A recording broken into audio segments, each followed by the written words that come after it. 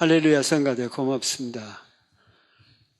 저는 담임 목회를 안 해봤습니다. 신학교에서 학생만 가르쳤는데 제가 다닌 교회, 말씀을 전한 교회만 2,000교회가 넘습니다. 저는 교회를 가보면 압니다. 오늘 특별한 우리 부평 소망교회 오니까 성령의 에너지가 굉장히 뜨겁게 요동치는 걸 저는 느낄 수 있습니다. 앞으로 아마 부평 소망교회를 통해서 큰 역사가 반드시 일어날 줄로 믿습니다. 오늘 할렐루야 성가대 들어오니까 더욱 그렇습니다. 감사합니다. 저는 2,500명의 목사를 키워냈습니다. 그리고 교회를 다니면서 2,000명 이상의 목사님을 직접 만났습니다. 거의 한 5,000명 목사님을 만나는데 그런데 목사님 많지 않습니다. 정말 역사를 일으키는 목사님 많지 않습니다. 그 중에 한 분이 홍은혜 목사님이요. 조금 더 과장이 아니고 홍은혜 목사님 때문에 우리 대한민국이 복이 있는 겁니다. 저 군에 있을 때, 홍은혜 목사님 군에 있을 때 그때 군에 큰 문제 없었습니다. 홍은혜 목사님 때문에 한국 군대 60만이 복을 받았습니다. 목사님 떠나면서 문제가 심각합니다. 저는 그렇게 믿습니다. 여하튼 홍은혜 목사님이 가시는 곳에는 반드시 역사가 일어났습니다. 부평 소망교회 그 역사가 하나님이 반드시 여러분에게 머지않은 순간에 증명을 할 겁니다. 예, 감사합니다. 좋은 교회 제가 왔습니다. 제 모교회가 성결교회입니다. 더군다나 성결교회 오니까 더 기분이 좋습니다. 제 고향이 전라남도 신안군, 요즘은 뜨는 섬 정도입니다. 그 정도. 우리 아버지가 무슨 생각을 했을까요? 난 정도 앞에 있는 전정도라는 섬인데 우리 아버지가 옛날에 우리 뒷산이 아름드리 소나무로 우거져 있었습니다. 우리 집을 그 산 밑에 지었습니다. 우리 집에서 바라보면 마을이 보입니다. 바다가 보입니다. 등대가 보입니다. 그리고 오른쪽으로 우리 어린 나이에 오른쪽으로 10분만 걸어가면 거기에 명사심리 해변 백사장이 나옵니다. 그런데 우리 어렸을 때 태풍만 불고 나면 평소 때는 그런 일이 없습니다. 태풍만 불고 나면 그 다음 날 바닷가에 여기저기 그릇들이 밀려 있었답니다. 있었습니다. 그런데 그것이 뭐냐? 큰 배가 상선이 지나가다가 그 태풍에 배가 파손됐습니다. 그 그릇은 누가 쓰던 그릇이냐? 선원들이 쓰던 그릇입니다. 우리 섬 사람들은 그렇게 믿었습니다. 그 그릇한테는 어떤 귀신이 붙어 있느냐? 억울하게 바다에 빠져 죽은 선원들이 귀신이 붙어 있다고 믿었습니다. 그러니까 그 그릇을 가지고 집으로 들어오는 날에는 우리 섬 사람들 사람이 죽든가 병들든가 아니면 살림이 집안이 망하든가 그런다고 믿었습니다. 그 귀신 때문에. 여러분 같으면 그 그릇을 가지고 집으로 들어오겠습니까? 들어올 사람 없습니다. 불문율이 있었답니다. 제일 먼저 깨는 사람, 제일 먼저 깹니다. 아무도 손 못하게. 난 어렸을 때 바닷가에서 여기저기 깨진 그릇들이 깨진 것은 보았습니다. 언제부터 그랬는지 모른다. 태풍만 불고 나면 그 일이 벌어지는 겁니다. 제가 70년대, 70년대부터 미국 유학 가서 있을 때입니다. 아마 70년대 중반에 우리 그 정도 검세이 섬에 한 청년이 목포로 나가서 중학교를 졸업하고 들어온 겁니다. 섬으로. 그리고 어느 날 그무질을 하는데 이런 그릇이, 사기 그릇이 걸렸습니다. 중학교를 졸업했으니까 미신 감각이 없습니다. 귀신은 없다고 믿은 겁니다. 그 그릇을 딱 보는 순간 이틀인가 3일 전에 이웃집에서 강아지 한 마리를 얻어왔습니다. 개 밥그릇이 없어가지고 고민을 하던 차에 딱 그것이 개 밥그릇으로 아주 적격입니다. 집으로 가지고 갑니다. 마당 끝에 놓고 3년 동안 개 밥그릇으로 사용을 했습니다. 어느 여름 방학 때 육지에 있는 이종 사촌 동생이 육지 사는 사람인데 초등학교 선생님이요. 근데 우리 섬으로 해수욕을 하러 왔습니다. 바로 그 집에. 일주일 동안 수영만 하고 오면, 바다에 수영만 하고 오면 그 개밥그릇만 쳐다보고 있는 거예요. 일주일을 구경하다가 돌아가는 날 이렇게 부탁을 했답니다. 형님, 저 개밥그릇 나 좀 주세요. 그러니까 너무나 하필이면 개밥그릇 달라고 그러니까 그랬다고 그렇게 얘기를 했대요. 이 사람아, 달라 할 것이 따로 있지. 하필이면 개밥그릇을 달라고 그러는가. 여하튼 주세요. 그 선생님이 그 개밥그릇을 잘 닦아서 괴짝에 담아가지고 목포시청 총무 과장한테 갖다 딱 주면서 대한민국 국민이 국가에다가 감정 의뢰를 신청합니다. 이렇게 신청을 했습니다. 목포시청에서는 그걸 받아가지고 국립박물관으로 보냅니다. 그때 75년대 중반부터 서울 강남이 개발이 됩니다. 개발이 되는데 아파트가 여기저기 들어서고 개인집도 여기저기 들어서는 겁니다. 아파트가 들어섰는데 50평짜리 기준으로 해서 비싸면 2천만 원, 싸면 1,500만 원. 지역에 따라서 그랬대요. 통째 집이, 개인 집이 좋은 집은 2천만 원, 싸면 1,500만 원까지 갔대요. 그러던 시절입니다. 2달 반 만에 국립박물관에서 목포시청으로 개밥그릇 감정가가 내려왔습니다. 3억 5천이에요. 여러분 2천만 원짜리 통째 집, 요즘으로 말하자면 20억, 30억 하는 그런 집, 아파트 50평짜리 아마 10억 이상 잡읍시다. 자, 몇 채 가격이요? 아파트 50평짜리가 몇 채 가격이요? 몇 채? 3억 5천이면? 성가대, 할렐루야 성가대 빨리 계산하세요. 17채 반 가격입니다. 이게 웬일이요? 우리 섬 사람들은 몰랐답니다. 나는 미국에 있었으니까 모르는데 갑자기 해군 군함이 3척인가 4척이 딱 우리 섬 그 옆에 딱 에워싸가지고 아무도 못 들어가게. 나중에 알았습니다. 그 개밥 그릇 때문에 해군 군함이 아무도 못 들어가게. 그게 바로 신안해저 보물입니다. 1368년, 1300년, 지금부터 한 600~700년 전 일입니다. 송나라 원나라에서 28,000점의 도자기를 싣고 일본으로 가다가 우리 섬 앞에서 가라앉은 겁니다. 갯벌 속에 들어갑니다. 아마 처음엔 괜찮은데 나중에 수백 년이 지나가면서 태풍만 불면 제일 위에 실렸던 그릇들이 밀렸던 겁니다. 그걸 모르고 깬 겁니다. 난 지금도 억울합니다. 그거 하나만 있으면 되는 건데 지금도. 여러분 그 신안해저 보물을 지금 볼 수 있습니다.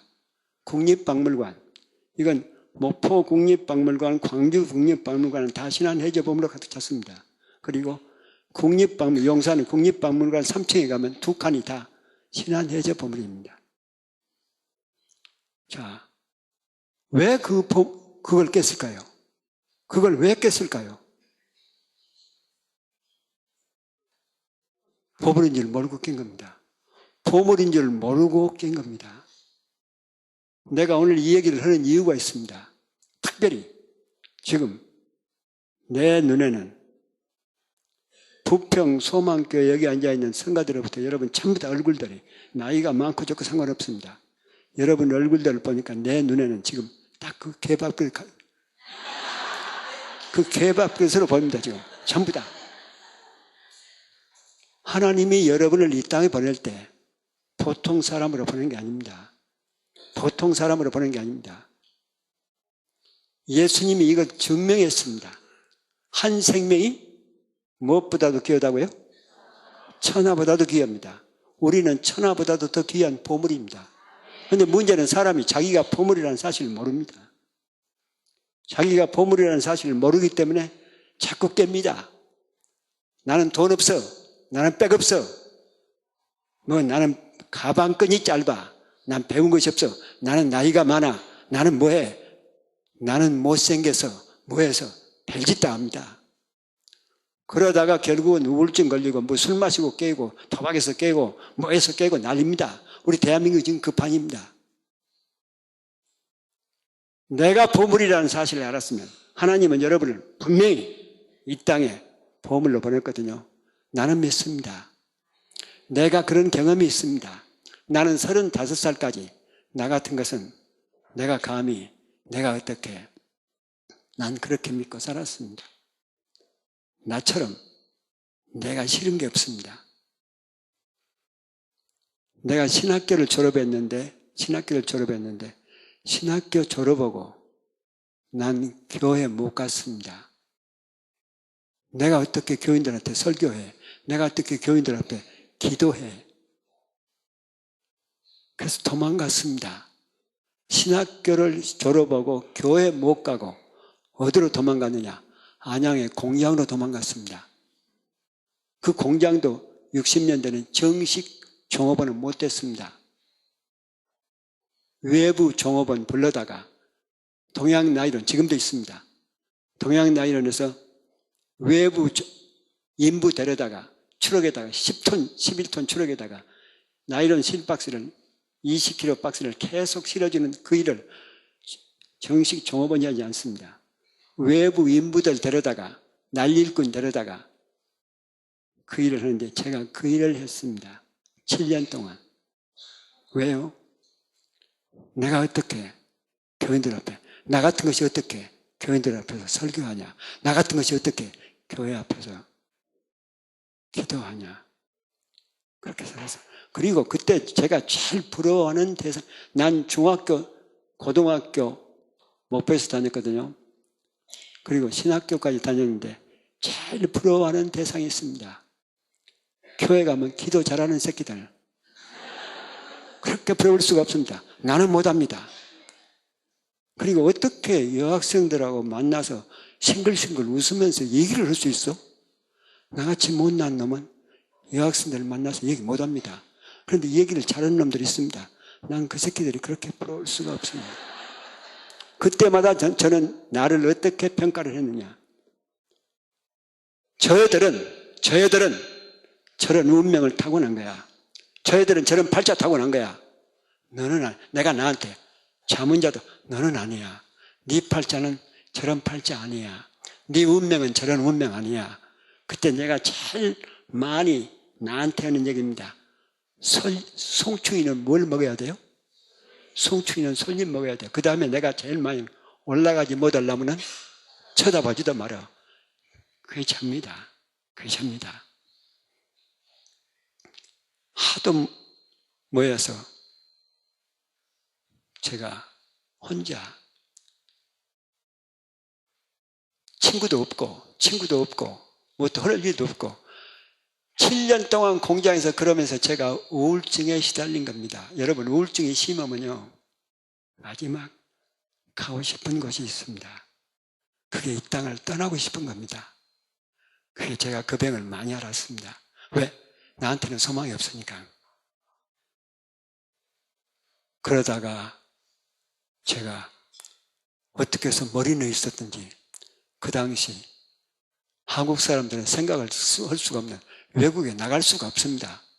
나라에서 보내지도 않습니다. 돈 가지고 나간다고. 못 가지고. 돈을 못 가지고 나가니까 외국에 갈 수가 없습니다. 딱 길은 하나입니다. 국가 유학고시, 문교부 유학고시 5,000명, 6,000명이 응시하는데 1년 티어가 170, 국가에서 허가하는 게 170명이요. 왜? 우리나라는 돈이 없으니까 외국에서 도와주는 그런 거죠. 그 유학시험을 합격해가지고 미국으로 갔거든요. 제 별명이 30살에 미국을 떠났는데 공장에서 7년 동안 일을 7년 동안 잃은 나이가 30살이었습니다. 그때 제 별명이 있습니다. 중학교 1학년부터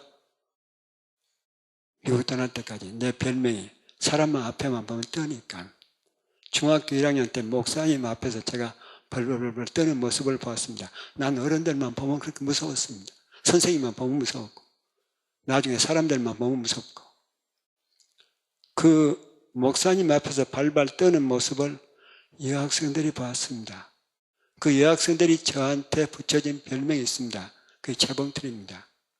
다리를 하도 발발 떠니까 저를 재봉틀이라고 그렇게 얘기했는데 난 내 별명이 재봉틀이라는 사실을 몰랐습니다.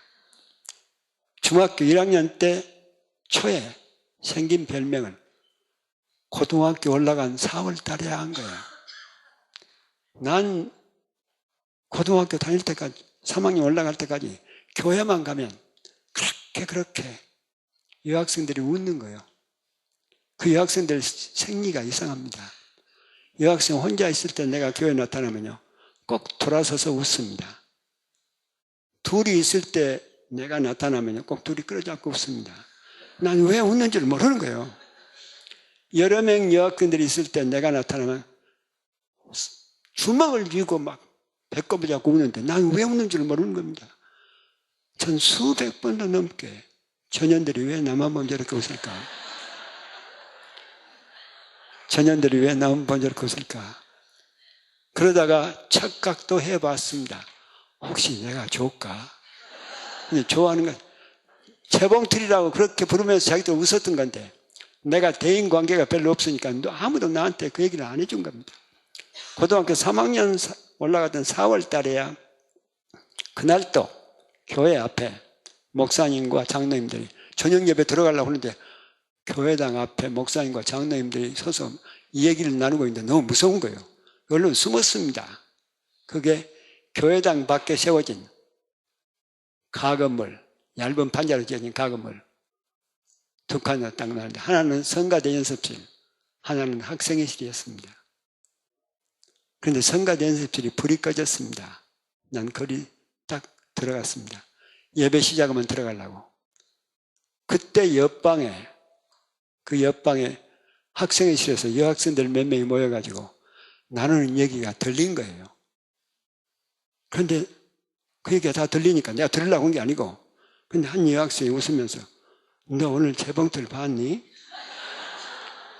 그러니까 다른 여학생들이 웃으면서 오늘은 왜 재봉틀이 안 나타난다?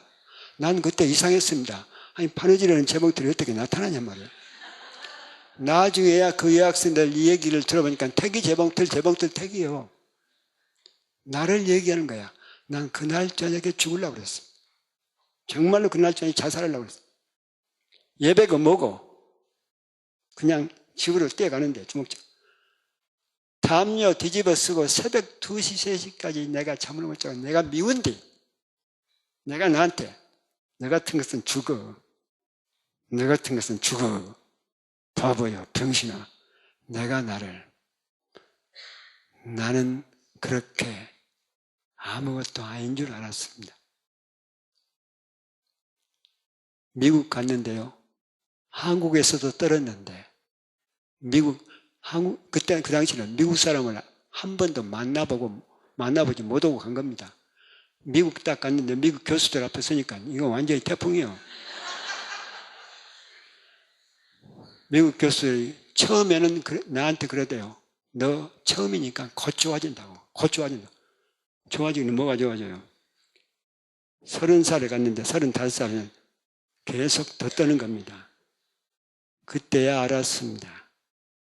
내가 환자라는 사실을. 어떤 상처냐? 내 마음속의 상처가 나를 그렇게 만들었다는 거예요. 어떤 상처냐? 세계적인 치유자 레이노츠 박사 교수님이 하도 내가 그러니까 나를 불러다가 물은 겁니다. 왜 네가 그럴 수밖에 없느냐? 네 아버지 어머니가 너를 그렇게 만들었다. 네 아버지 어머니가 네 1살부터 5살, 6살 때까지 네 앞에서 너무 싸웠다. 바로 그것이 나는 아버지한테 한 번도 맞아본 적이 없습니다. 아버지한테 한 번도 욕설도 들어본 적이 없습니다. 그런데 나는 아버지가 너무너무 무서웠습니다. 너무너무 무서웠습니다. 아버지 얼굴만 쳐다보면 그냥 주눅이 드는, 그래서 얼굴을 쳐다볼 수가 없을 정도로 우리 아버지는 무서웠습니다. 왜 그러느냐? 어린아이가요, 어머니 아버지로부터 제일 큰 상처를 크게 받는 나이가 1살입니다. 2살, 3살, 4살. 그런데 이때는 기억이 안 납니다. 이때 아버지, 어머니 싸움은요, 어린아이한테는 어느 정도의 고통, 이 공포에 들어오느냐, 사람이 죽음을 앞두고 엄청나게 이 두려움을 느낍니다. 공포를 느낍니다. 그 수치를 요즘 재는데요, 700사이클입니다. 이 세포, 그 원자의 파장을, 수치를 재면 죽음을 앞에 두고 수치가 700입니다. 그런데 어린아이가 엄마 아빠 싸움을 보는 순간에 아이한테 파장이 700입니다. 그 아이가 엄마 아빠 싸움을 한 번 보는 것으로 끝나면 문제 없습니다. 그게 거듭거듭 됩니다. 그때 아이는 불가능합니다. 제가 바로 그런 케이스입니다. 왜 사람들을 무서워할 수밖에 없었던가? 왜 나는 그렇게 모든 것이 다 두려웠던가? 결국 교수님이 너는 공부가 중요한 게 아니고 네 마음의 상처를 치유하는 것이 중요하다. 그래서 저를 미국의 유명한 켄터키에 있는 상처를 치유하는 그런 공동체로 나를 보냈습니다. 제가 거기서 딱 5개월 만에, 4개월 넘고 5개월 초에 내 문제가 해결됩니다. 그때부터 제가 사람을 두려워하지 않습니다. 그리고 미국 교회를 판을 치고 돌아다닙니다. 나만 가면 미국 교회가 난립니다. 막 뒤집어지고. 갑자기 내가 달라진 겁니다. 시카고에 있는 엄청난 큰 교회가 나를 초청했는데 나는 언제나 거기서 하는 얘기가, 나는 사람들 앞에서 부들부들 떠는, 사람이 두려운, 세상이 두려운 그런 사람이었습니다. 그러면서 설교를 이어져 갑니다. 설교 끝났는데 난 치유받아가지고 이런 사람으로 바뀌어졌다고 얘기를 했는데, 끝나고 난 다음에 담임 목사님이 나오더니 내 어깨를 딱 끌어안고, 여러분, 자기 교인들한테, 여러분, 정택이는 치유받기 전까지, 주님 만나서 치유받기 전까지는 재봉틀이었습니다. 근데 주님 만나서 성령의 역사로 치유받고 난 다음에 지금은 정택이는 이제 재봉틀이 아니라 무대 체질입니다. 그때부터 제 별명이 바꿔집니다. 무대 체질로. 그래서 요즘엔 저는 무대 체질로 세계를 누비면서 돌아다닙니다. 10,000명이 모이면 더 좋습니다, 저는. 35살까지 저는 아무것도 아닌 벌레처럼 생각했습니다. 나 같은 것은 아무것도 할 수가 없다고. 그런데 날 가만히 보니까, 치유받고 보니까, 내 마음의 상처가 치유받고 보니까 내가 보통 보물이 아닙니다. 여러분은 잘 모를 겁니다. 제가 어떤 사람인지. 대한민국을 누가 바꾸는 줄 아세요? 대한민국이요, 서울대학이 바꿀 것 같습니까? 서울대학이, 서울 같은 인류대학이 대한민국을 바꿀 것 같으면 벌써 100번을 넘고는. 남북통일이 왜 안 되는 거예요? 사람이 없어서 안 되는 겁니다. 큰 사람이 없어서 안 된답니다, 지금. 삼성이나 현대가 대한민국을 바꿀 것 같습니까? 돈이 많이 벌리면 대한민국이 달라진가요? 더 엉망될 겁니다. 이 나라는 유대인 지도자입니다. 저한테 얘기가, 유대인 지도자 데이빗 구트리지 박사, 저한테 얘기가, 한국이 통일 왜 안 되냐? 안 되는 이유가 있다. 그건 한국에는 큰 사람이 없다. 남과 북을 하나로 만들 수 있는 큰 사람이 없다. 그 사람은 누가 만드느냐? 가정에서만 만든다. 가정에서 사람, 교회에서 사람 만드는 게 아니다. 큰 사람은 가정에서 만든다. 가정 누가 만드느냐? 부모가 만든다. 부모가 만든다. 자, 그러면 그런 가정은 누가 만드느냐? 교회만 그런 가정을 만들어줬어. 그러면 그 유대인 지도자가 한국엔 큰 사람이 없다는 얘기다. 그러면 그 얘기는 무슨 얘기냐? 한국엔 큰 사람을 키워내는 가정이 없다는 얘기다. 아직. 있으면 반드시 한국은 통일된다. 근데 아직 안 됐지 않냐? 사람이 없다는 얘기다. 그 한국엔 큰 사람을 키울 수 있는 가정이 없다는 얘기다. 그 얘기는 무슨 얘기냐? 한국엔 큰 가정을 만들어낼 수 있는 교회가 없다는 얘기다. 한국이 세계에서 제일 큰 교회가 많이 있다. 나한테 묻는지 많이 있다. 나 들었다. 그런데 그건 큰 교회가 아니다. 큰 가정을, 큰 사람을 키워낼 수 있는 가정. 그런 교회. 자, 여러분은 보물입니다. 난 오늘 딱 봤는데, 그전에도 난 홍은희 목사님을 많이 만났습니다. 사람을 키워내는 목사요. 내가 엄청나게 사랑하는 내 제자도 홍은희 목사님이 그렇게 키웠습니다. 나는 믿습니다. 부평 소망교회 여러분들 내가 볼 때는 전부 다 지금 개발급보다 훨씬 더 귀한 보물입니다. 여러분은 좋은 목사님을 만났습니다. 이제 여러분의 팔자가 달라질 겁니다. 하나님 앞에서 엄청난 새로운 삶으로 바꿔질 줄로 믿습니다. 자, 제가 시간이 없으니까 갑자기요, 제가 좀 흥분을 했습니다. 내가 오늘 이 얘기 전혀 하려고 안 왔거든요. 엉뚱하게 설교를 준비해가지고 왔는데 지금 딴 얘기를 하고 있는 거예요, 지금. 원래가 진짜 설교는 무슨 설교냐? 전혀 준비도 안 했는데 성령이 함께해서 나오는 게 진짜 설교예요. 오늘 제가 진짜 설교를 한 겁니다. 자, 오늘 본문으로 들어가 봅시다. 밭에 보화가 들어있습니다. 그 보화가 이 농부 것이요, 농부 것 아니요? 그 남의 밭에 속에 보화가 들어있습니다. 그게 농부의 밭이 아니잖아요. 그러니까 어떻게 해야 돼? 그 밭을 사야 됩니다. 그래서 농부가 자기 집으로 돌아가서 자기 재산 절반을 뚝 떼어서 팝니다. 맞나요? 농부가 자기 집에 돌아가서, 우리 학생들 대답해 볼 수 있겠어요? 농부가 자기 집에 돌아가서 자기 재산 절반을 딱 잘라서 팔았나요? 오늘 성경으로 얼마를 팔았다고 되어 있어요? 몽땅 팔았다고. 자기 재산 전부를 팔았다고 되어 있습니다. 자, 그래서 그 밭을 사니까 그 보화가 내 것이 된 겁니다. 성경은 이 밭이 뭐냐? 성경은 언제나 상징의 언어입니다. 성경은 상징의 언어입니다. 이 밭은 뭐냐? 지금 여기 저를 보고 있는 여러분의 마음을 얘기하는 겁니다. 여러분의 마음. 여러분의 마음 속에 지금 뭐예요? 보물이 들어있다는 겁니다. 보물이. 그런데 그 보물이 누구 거냐? 여러분 거요? 누구 거요? 이 성경은 여러분 게 아니라는 겁니다. 여러분 안에 분명히 들어있는 그 하나님이 주신 엄청난 탤런트, 가능성이 있는데 그게 여러분 게 아니라는 겁니다. 누가 여러분 마음속에 심어놓은 보물이요? 하나님이. 주인은 하나님입니다. 그런데 여러분 것으로 할 수 있는 길이 있습니다.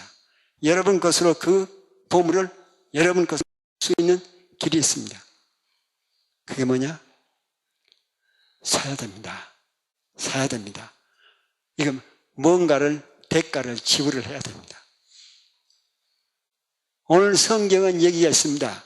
하나님은 절대 공짜가 없다. 하나님은 절대 공짜가 없다. 우리 한국 사람들 공짜 좋아합니다. 공짜 좋아하니까 뭣도 먹어요?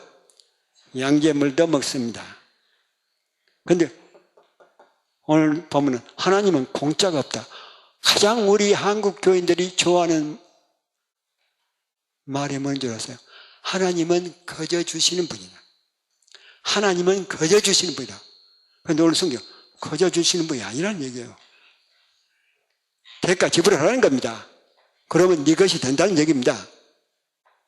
자, 오늘 성경은 여러분들에게 묻습니다. 너희들 뭘 지불했냐? 뭘 지불했냐? 하나님한테.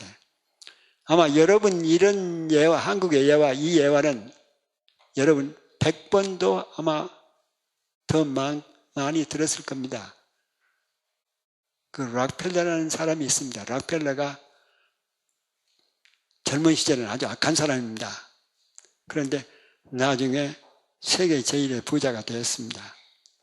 50대 중반부터 세계 제1의 부자가 되어가지고 92살 죽는데 그때까지 세계 제1의 부자입니다. 지금 세계 역사상 아직도 락펠러처럼 그렇게 부를 누려본 사람이 없습니다. 빌 게이츠가 미국의 부자인데 그건 100분의 1, 만분의 1도 안 됩니다. 락펠러가 돈을 가장 많이 멋있게 쓴 사람으로도 유명합니다. 락펠러가 84살에 자기 아내가 세상을 뜹니다. 아내가 세상을 뜨니까 락펠러가 아내를 기념해서 꼭 미국에서는 유명한 교회당을 지어서 바치고 싶은 겁니다. 락펠러는 11조 내가지고 교회당 지어서 바친 교회당만 4,800교회가 넘습니다. 대학교는 유명한 미국의 대학교는 12개를 지어서 바칩니다. 그런데 자기 아내를 기념해서 가장 유명한 교회를 지어서 바치고 싶은데 어디다가 지을 건가? 그게 시카고 대학이요. 시카고 대학이요. 우리는 잘 모릅니다. 그런데 미국 그 노벨 수상자가 미국 국가에서 노벨 수상을 한 사람이 미국 안에 354명입니다. 지금까지. 미국 사람은. 그런데 시카고 대학에서만 78명을 받습니다. 노벨 수상을. 하버드 대학이 아닙니다. 예일 대학이 프린스턴이 아닙니다. 하버드 대학 한 대학에서 78명의 노벨 수상자가 나옵니다. 그것으로 유명합니다. 그러니까 그만큼 유명한 대학이죠. 락펠러가 지어서 바친 대학입니다. 그 대학이. 그 대학에다가 락펠러가 미국에서는 가장 유명한 교회당을 지어서 바칩니다. 그러면서 헌당식 때 참석을 합니다. 그 교회, 지금은 락펠러 채플이라고 우리 홍은혜 목사님 박사학위 받으면서 그때 봤을 겁니다. 락펠러 채플 있습니다. 그 락펠러 헌당식 때 84살 락펠러가 참석을 했는데 시카고 신문, 트리븐, 시카고 신문 경제부 기자가 세계 제1의 부자 락펠러 면담을 하는 겁니다. 어떻게 해서 세계 제1의 부를 이렇게 오랫동안 혼자 차지하고 있습니까? 이 질문을 합니다. 그 신문 기사가 전면으로 기사가 돼가지고 지금도 시카고 대학 도서관 4층 북쪽벽에 액자에 담겨져서 그대로 걸려 있습니다. 그 액자에 신문에 나와 있는 그 기사대로 얘기를 해보면 이런 요지입니다. 어떻게 세계 제1의 부자를 이렇게 30년 이상을 혼자 차지하고 있습니까?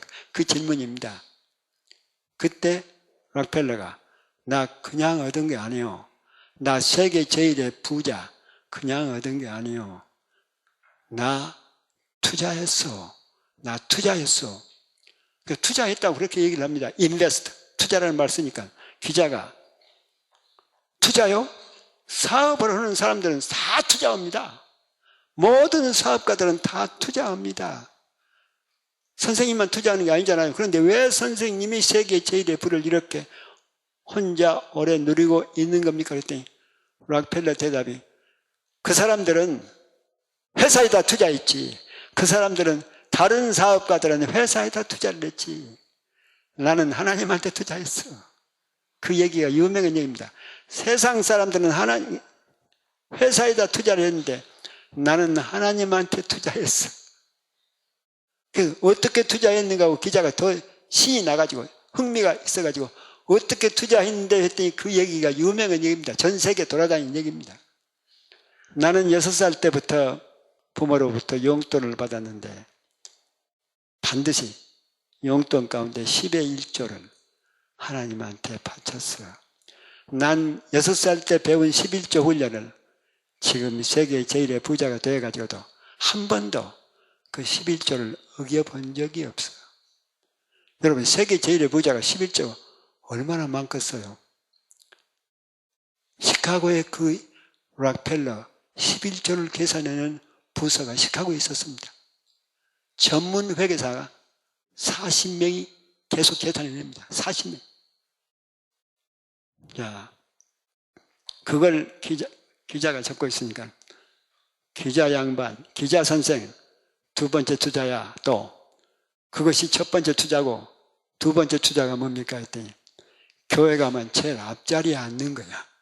이게 웃기는 얘기요. 그게 어떻게 세계 제일 부자? 락펠러는 철저하게 죽을 때까지 교회 제일 앞자리, 뒷자리를 앉아본 적이 없습니다. 락펠러는 교회 갈 때 40분, 1시간 먼저 교회를 가더라잖아요. 왜 교회를 일찍 가십니까? 그랬더니 앞자리 뺏길까봐, 누가 차지해버릴까봐. 세 번째 투자가 뭐냐? 하나님한테 세 번째 투자가 뭐냐? 교회에서 나에게 부탁한 일이면 한 번도 나는 거부를 해본 적이 없어. 한 번도 교회에서 시키는 일을 거부해 본 적이 없어. 네 번째 투자가 뭐냐? 나는 목사님의 마음을 한 번도 아프게 한 적이 없어.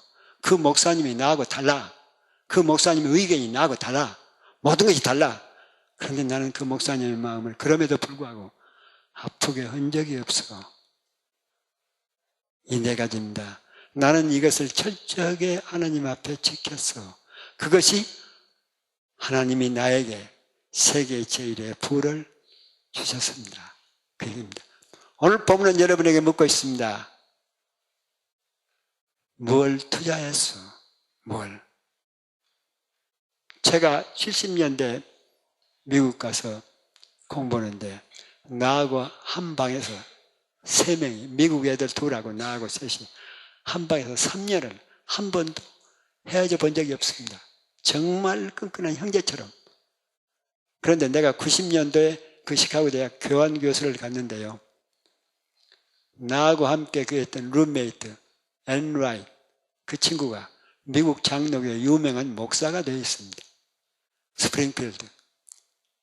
시카고에서 스프링필드까지는 한 3시간 운전을 해서 가야 됩니다. 그 친구가 저한테 날마다 전화합니다. 신비로운 전화합니다. 자기 교회 와서 설교해달라고. 자기 교회 와서 설교해달라고. 바빠서 못 가다가 결국은 그 친구 만나러 갔습니다. 하도 좋은 정다운 형제 같은 친구였기 때문에 토요일 날 가서 회포를 풀려고 토요일 날 그 교회에 갔습니다. 그 교회에 딱 갔는데 장로교가 엄청나게 큰 교회입니다. 그 교회를 딱 갔는데 체육관 같은 그런 건물입니다. 의자를 딱 폈다 접었다. 그런데 교회 가서 토요일 날 청소하시는 분을 만났습니다. 나이가 한 40대 중반쯤 되는 미국 남자인데 걸레질을 합니다. 맞비를 합니다. 걸레질을 하는데 그 걸레질을 하면서 찬송을 부르면서 막 땀을 흘리면서 왔다 갔다 하는데 난 인사를 하려고 이렇게 계속 쳐다보는데 나를 모르고 흥분을 해가지고 청소하면서 결국 그날 인사 못했습니다.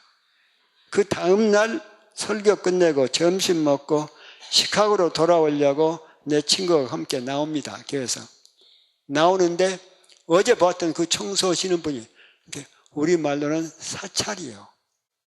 청소하시는 분이 주일날 오는데 먼지 털이개로 이 유리창을 터는데 보통은 하나 가지고 텁니다. 그 사람 2를 가지고 춤을 춥니다. 어제와 똑같이 땀을 빵빵 흘리면 찬송을 부르는데 옆에 지나가는 사람을 의식을 못합니다. 그 먼지 털이라고. 좋아서. 난 그때 그분을 보면서 사람이 모자라도 저렇게 살짝 모자라면 참 좋겠다. 그러니까 계속 청소하면서 행복할 거 아니야. 저렇게 모자라도 저렇게 모자라면 참 좋겠다. 어떤 일도 좋아할 거 아니야. 그러면서 웃으면서 지나갑니다. 그때 내 친구 엔라인 목사가 내 어깨를 탁 치더니 태기 바우서 박사 알아? 저 바우서 박사를 아니에요. 내가 웃으니까. 청소실 모자라는 사람인데 바우서 박사를 아니에요. 그래서 내가 바우서 박사? 저 사람이 바우서 박사라고 했더니 바우서 박사 몰라? 우리 일리노이 1000만 주민이 가장 존경하는 세 사람 가운데 한 분이야. 노벨 물리학상 수상자야. 노벨 물리학상 수상자야. 그리고 우리 교회에서 장로로 40년이나 봉사하다가 10년 전에 은퇴했어.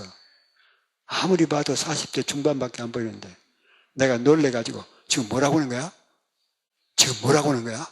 내 목소리가 높아지니까 그때 먼지를 털다가 그분이 우리를 쳐다보는 거야. 웃으면서 다가오는데 그 어린애 얼굴이요. 땀을 팔팔 웃으면. 그때 제가 그분 손을 잡고 바우서 박사님, 바우서 장로님, 어제도 청소하시는 모습을 봤습니다. 오늘 또 청소하시는 모습을 보고 제가 감동받고 있습니다. 그러는데 이 얘기를 나누고 있는데 내 친구 엘라이 목사가 태기 알아맞혀봐. 바우서 장로님 몇 살쯤 보여? 아무리 봐도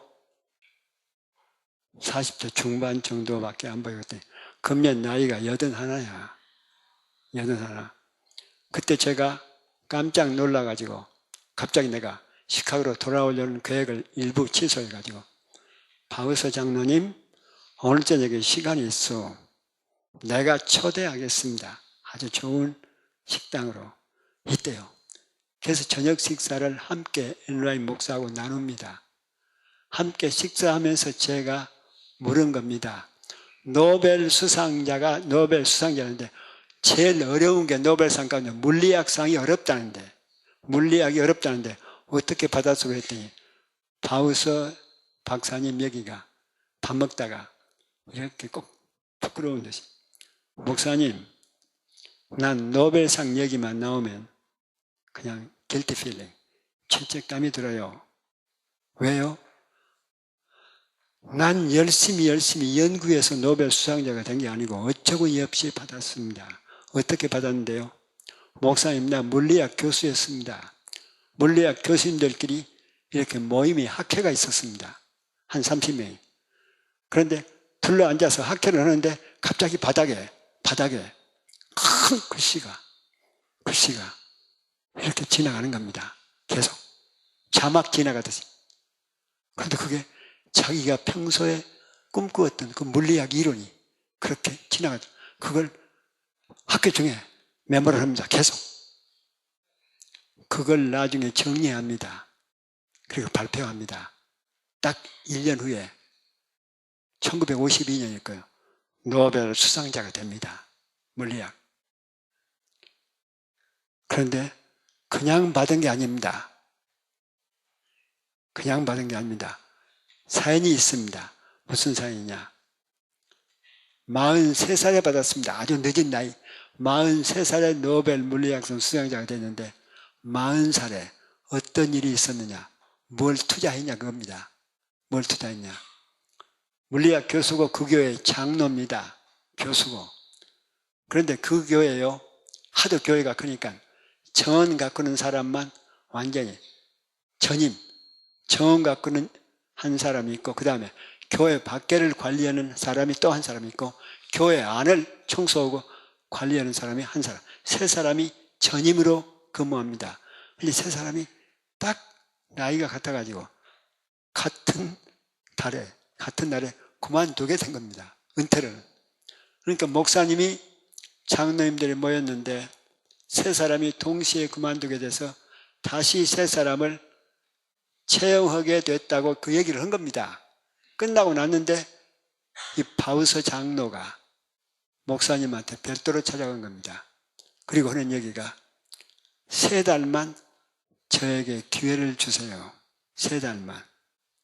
그 3사람이 하는 일을 제가 한번 다 해보겠습니다. 3달만. 그리고 맡깁니다. 그 다음부터 강의하는 시간, 잠자는 시간, 연구하는 시간 빼놓고는 교회에서 삽니다. 그런데 한 달쯤이나 지났는데요. 교인들이 우연히 교회를 들립니다. 주중에. 교회를 들리는데 들리다가 뭘 보느냐? 교회당 한가운데서 그 바우서 장로가 태성통곡을 앉아서 태성통곡을 하고 있는 거예요. 그러니까 이게 큰일 났잖아요. 이 바우서 장로한테 큰일이 일어난 겁니다. 놀래가지고 옆에를 가만히 다가가 보니까 뭐라고 하면서 통곡을 하느냐. 하나님, 저로 하여금 주님의 집을 청소할 수 있게 해서 감사합니다. 하나님, 주님의 집을 청소할 수 있어서 감사합니다. 하나님. 청소하다가 성령 받아가지고 막 좋아서 감사해 통곡을 하는데 그것이 종종 교인들은 그 통곡하는 장면을 보는 겁니다. 어쩔 때는 강대상 딱딱하도 막 붙들고 울고 있고. 그게 40, 41, 42, 3년을 합니다. 딱 43이 들어간 나이에 바로 그걸 봅니다. 영의 눈이 띄어진 거죠. 그게 보합니다. 투자했습니다. 하고서 뭐로 투자했느냐? 돈으로 투자한 게 아닙니다. 몸으로 교회 집 청소하는 것으로 투자. 3년을 합니다. 혼자. 3년을. 내가 쓰는 41살까지 시간만 나면 교회 청소합니다. 그분은. 오늘 본문은 여러분에게 묻습니다. 뭘 투자했냐? 뭘 투자했냐? 여러분, 지금부터 늦지 않습니다. 뭘 투자할 겁니까? 자, 마지막으로 제가 우리 한국이 세계에다 내놓을 수 있는 보물이 있습니다. 여러분, 세계에서 가장 우리 한국이 내놓을 수 있는 보물이 뭔 줄 아세요? 여러분, 뭘 것 같아요? 사람입니다. 사람. 한국 사람은 아주 독특합니다. 유대인들하고 한국 사람을 딱 맞부딪히면요, 유대인은 한국 사람을 감당을 못합니다. 이건 분명히 미국에서 증명이 수백 번, 1000번도 나타납니다. 유대인은 한국 사람을 감당 못합니다. 벌써 어디로? 머리로 감당 못합니다. 유대인들이 똑똑한 한국 사람 못합니다. 독특합니다. 그런데 왜 한국 사람들은 아직도 우리 대한민국은 이렇게 살고 있나요? 잘 산다고 얘기합니다. 아직도 우리는 문제가 많습니다. 왜 통일도 안 되고 왜 그럴까요? 자, 몇 년 전에, 3년 전인가요? 3년 전에 프랑스를 갔는데 프랑스 교수님들과 함께 만날 시간이 있었습니다. 밥을 먹다가 프랑스 교수님이 저한테는 얘기요. 어떻게 한국 가수가 노래를 부르면서 손을 흔들었는데 어떻게 세계가 다 미쳐버리냐? 가장 이 문화의 자존심이 가장 센 민족이 프랑스랍니다. 그 다음에 영국이랍니다. 그런데 어떻게 한국 한 가수가, 남자 가수가 손을 흔들면서 노래를 불러버렸는데 프랑스가 영국이 독일이 전 구라파가 미쳐버리느냐 그 말을 펴놓습니다. 그리고 미국이 난립니다. 전 세계가. 그게 뭐죠? 이거 있죠? 강남 사인. 그래서 제가 프랑스 사람도 한번 흔들어 보죠. 프랑스 사람도 노래 부르면 흔들어 보죠. 그러니까 그들 얘기가 진지합니다. 우리는 안 됩니다. 근데 한국 사람만 그러면 됩니다. 그런데 그들 얘기가 또 나오면 일본 사람이 흔들어 가지고도 안 됩니다. 중국 사람이 흔들어 가지고도 절대 안 됩니다. 근데 독특한 한국 사람이 흔들면 된다는 거예요. 이게 뭐예요? 한국이 독특한 보물입니다. 근데 이 보물이 왜 빛을 발하지 못할까요? 빛을 발하지 못할까요? 딱 하나입니다. 이 보화를 깨버리는 겁니다. 이 보화를 누가 깨는 줄 아세요? 제일 먼저 깨는 주인공들이 있습니다. 엄마, 아빠입니다. 과외시켜가지고 깹니다. 엄마 아빠가 싸워가지고 다투는 모습을 어린 시절을 보면서 그 아이들이 깨지는 겁니다. 그래서 안 되는 겁니다. 왜? 70억 인구 가운데 유대인 인구가요, 다 똘똘 뭉쳐 다 합해도 1300만이니까 0.3%입니다. 그들이 지금 세계를 이끌어가는 겁니다. 나쁜 놈들은 많습니다. 그런데 그 적은 숫자이면 유대인들이 세계 경제, 예술 모든 분야, 과학 다 이끌어가고 있습니다. 노벨 수상 3분의 1을 넘어서 2분의 1로 가까워져 갑니다. 0.3%. 뭐가 다른가요? 유대인들은 자기에게 주어진 그 보물, 사람, 아이들을 비교적 깨지 않습니다. 우리 한국 가정들은 싸그리 깹니다. 제가 볼 때는 싸우지 않는 부모가, 아이들 앞에서 싸우지 않는 부모가 몇이냐? 제가 직접 탐문조사했습니다. 500가정에 한 가정뿐입니다. 야, 오늘 저기에 앉아있는 저 아이들 보통 보물 아닙니다. 어린아이들은, 특별히 어린아이들은 더 큰 보물입니다. 이 아이들 깨지만 않으면요, 그 아이들은 정말 엄청난 보화로 빛을 발할 겁니다. 이 아이들만 깨지 않는다면 우리 대한민국은 중국이요, 아무리 중국이 부자해도 소용없습니다. 중국 두려울 것 없습니다. 일본 두려울 것 없습니다. 미국 두려워할 것 없습니다. 우리는 사람만 키워내놓으면 사람이 하는 거거든요. 자, 제가 보았습니다. 마무리하겠습니다. 지금 KBS, MBC, SBS 세 방송국의 PD들이 저한테 접촉을 합니다. 뭐라고 접촉하냐? 한 가정을 꼭 데리고 나와달라는 거야. 한 가정을 나더러 텔레비로. 그러니까 한 가정을 가지고 KBS, MBC, SBS가 경쟁하는 거야. 우리 텔레비로 데리고 나와주면 우리 방송이 굉장히 인기가 올라가겠다는 거야. 근데 그 가정이 고개를 흔들어 버립니다.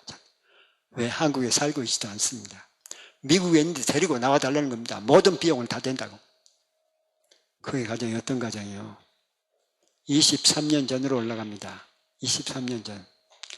제가 수원, 우리 한신대학교에 일반대학이 수원에 있는데 거기 금요일만 강의를 나갔습니다. 교양 강의를. 23년 전에 감리교의 교인인데 남자 40대 중반 남자 집사가 저를 찾아왔는데 하소연을 하는 겁니다. 아들만 셋이랍니다. 중3, 중1, 초등학교 5학년. 근데 그 아이들은 문제가 있습니다. 그 김 집사는 수원에서 잘 나가는 중소기업 사장입니다. 돈을 막 떼그리로 모아둡니다. 근데 아들들이 문제입니다. 아들들이. 얘기를 들어보니까 좀 말하기 어려운 이 이상은 중3짜리, 중1짜리, 초등학교 5학년짜리가 가게만 들어가면 훔치는 거예요. 가게만 훔치는 거예요. 근데 어떻게 어릴 때부터 그렇습니까? 나중에 아버지가 그렇게 두들겨 패고 하도 계속 그러니까 이걸 막을 길이 없으니까 김 집사 얘기가 그렇습니다. 은행에서 돈을 찾았대요. 지폐를 바구니에 가득 담았대요. 그 큰 바구니에다 지폐를 가득 담았대요. 아마 요즘으로 말하자면 1,000만 원, 몇천만 원 될 겁니다. 그걸 아이들 셀 딱 모아놓고 방에다가 딱 놨대요. 그리고 이 돈을 너희들이 하루에 다 써버리든 일주일에 다 써든 아빠는 상관 안 한다. 딱 아빠가 부탁이 있다. 물건만 훔치는 건 그것만 하는. 이 집사가 회사의 사장인데 경찰서에 불러다니는 게 일이요. 아이들이 꼭 경찰에 불러가니까.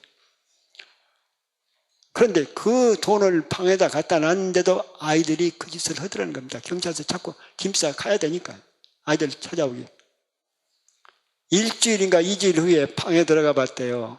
그 돈 바구니에 돈을 계산해 봤더니 한 장도 안 건드려요. 이게 돈 문제가 아니에요. 제가 딱 봤더니 뭐예요? 이 김집사 부부가 결혼해서부터 그렇게 싸우댔대요. 미치게 싸웠대. 둘이 치고받고 싸운. 그걸 누가 봤느냐? 아이들이 본 겁니다. 아이들이 깨집니다. 계속 깨집니다. 아이들이 깨지기 시작하면서 아빠, 엄마가 싸우는 모습이 얼마나 무서워요. 그러면 그렇게 되면 이제 자율신경이 공포에 떨도록 되어 있습니다. 불안으로 계속 자율신경이 파장이 일어나도록 되어 있습니다. 사람은 불안을 오래 못 견딥니다. 불안을 벗어나는 방법을 찾아냅니다. 그게 뭡니까? 나이가 든 사람들은 술 마시는 겁니다. 도박하는 겁니다. 마약하는 겁니다. 근데 아이들은 할 것이, 요즘에는 딱 23년 전에는 게임이 없었습니다. 지금 딱 아이들은 어디에 딱 몰입을 하면 그 불안에서 잠깐 벗어날 수 있나요? 게임입니다. 그 아이들은 그것이 훔치는 것으로 나타나, 그 스릴이거든요. 별게 다 나옵니다. 수백 가지나. 어머니, 아버지 싸우는 모습을 보면서 자란 아이들이 그 증상이 천 가지가 넘습니다. 여러 가지 증상으로 나타나는데 그 아이들은 그렇게 나타나는 것 같습니다. 제가 그 집사님에게, 집사님, 누가 그 아이들을 그렇게 만들었나요? 집사님 부부가 싸워가지고 만들어 놓은 아이들이요. 그 아이들을 도울 수 있는 선생님 아닙니다.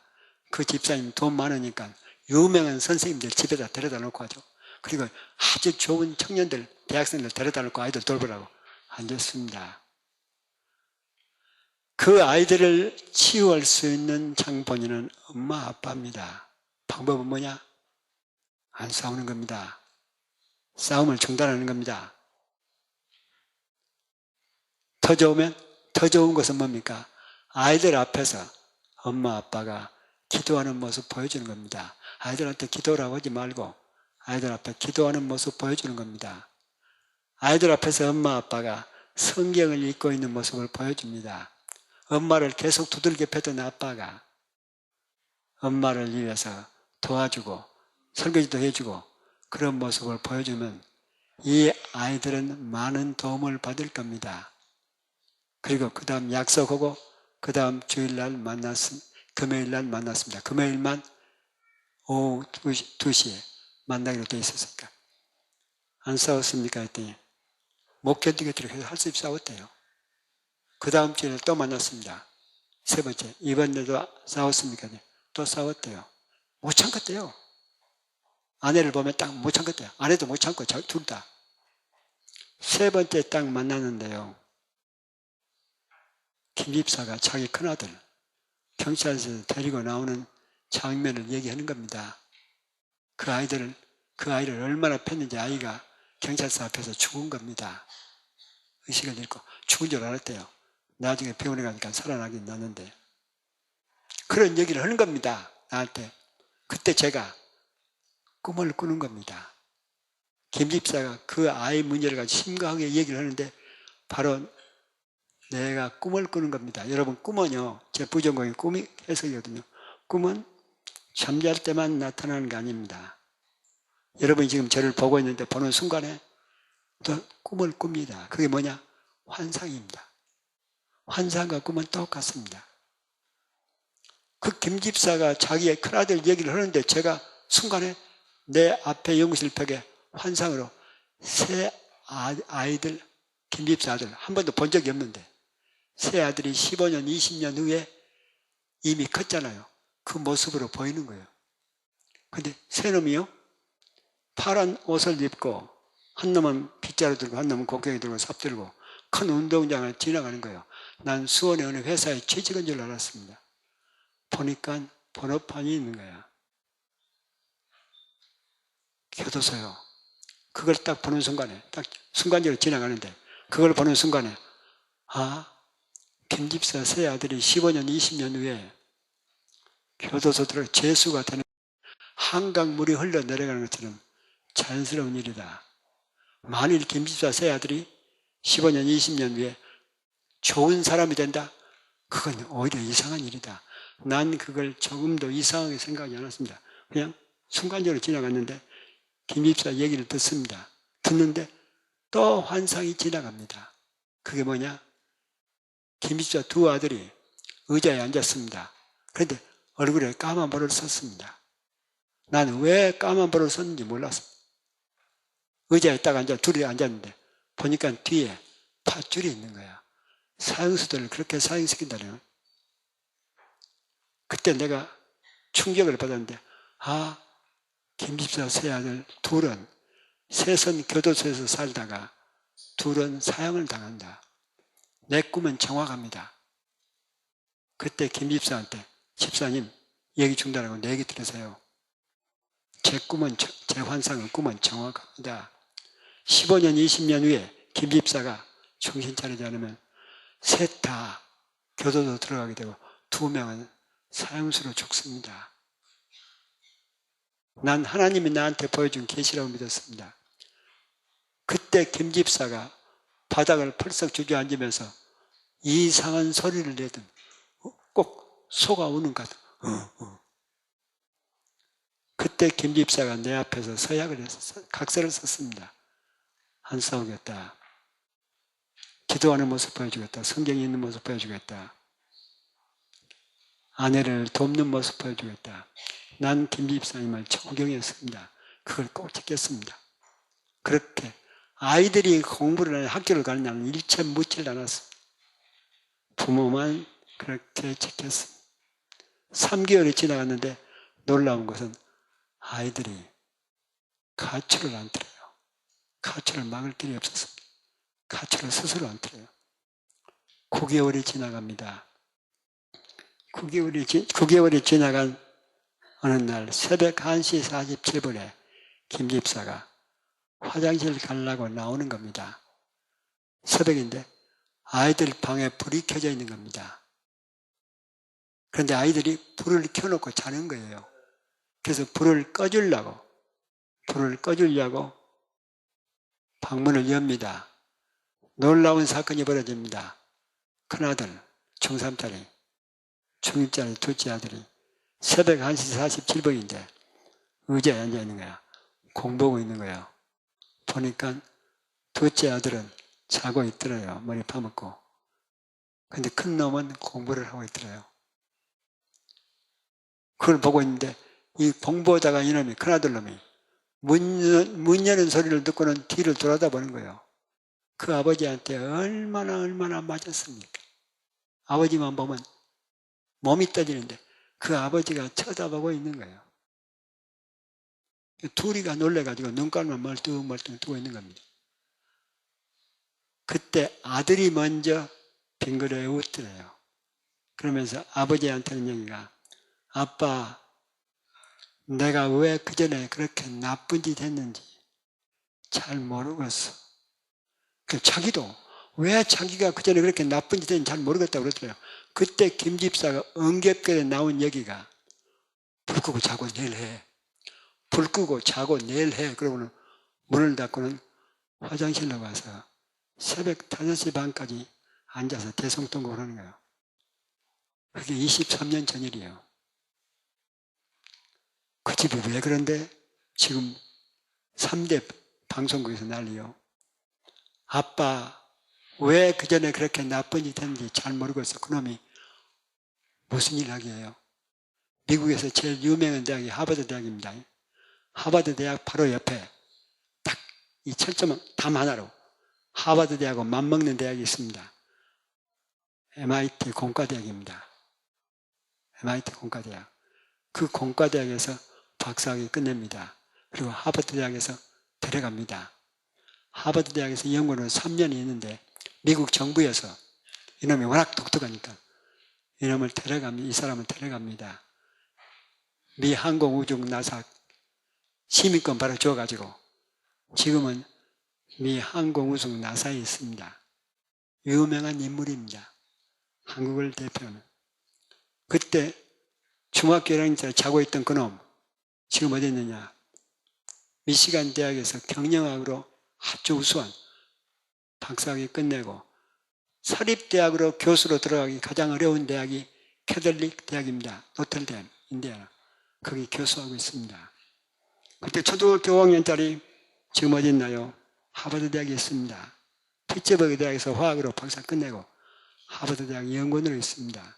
저는 해마다 여름이면 2달을 거의 남아메리카, 북아메리카에서 보냅니다. 미국을 가면 제일 먼저 만나는 사람이 김집사 세 아들입니다. 그들을 만나면 꼭 수녀원에 들어가서 일주일을 함께 보냅니다. 그들은 이미 대한민국의 보물이 되어 있습니다. 누가 얘기를 해도 그들은 대한민국 보물이 틀림없습니다. 다 깨진 아이들, 다 금이 가서 쓸모가 없는 아이들을 누가 그들을 대한민국의 보물로 다시 키우느냐? 부모가 했습니다. 부모가 투자했습니다. 가장 귀한 투자를 하는 겁니다. 안 싸운 겁니다. 안 싸운 겁니다. 기도하는 모습 보여주는 겁니다. 성경 읽는 모습 보여주는 겁니다. 엄마 아빠가 서로 존경하고 사랑하는 모습 보여준 겁니다. 가장 위대한 투자, 하나님이 여러분에게 주신 가장 귀한 투자. 그러면 우리 집 아이들 보호됩니다. 하나님이 가장 귀하게 여기는 보호입니다. 기도합시다.